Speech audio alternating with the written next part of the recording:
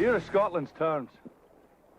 Lower your flags and march straight back to England. In Braveheart, Mel Gibson looks like a 13th century hero, but during the filming, he sounded like a director and a producer. You see where that flag is, just on that left of that soldier? Braveheart is the story of William Wallace, a Scottish rebel who returns to Scotland after living away from his homeland for years.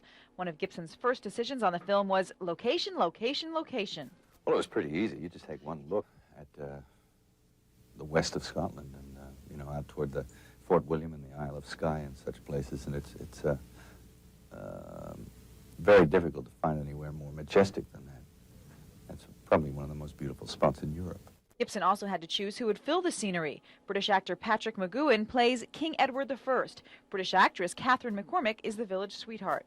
I was with all the men for ages before in Scotland. There was no other women in the film at that stage, so I had to become one of the lads. So I transformed myself into a boy during those times. They thought I was, and great camouflage. Gibson picked Sophie Marceau as Princess Isabel. If he would have said me, no, you won't do it, I would have been very sad because I would have felt that I missed something, you know?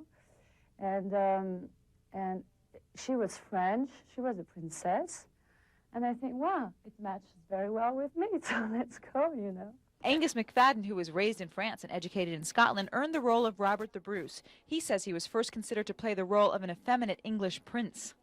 I really didn't want to play that because I've been cast over in Britain many times in those kind of characters, so I decided to drink myself a bottle of red wine or two, and then go in and convince the director that I should play Robert the Bruce.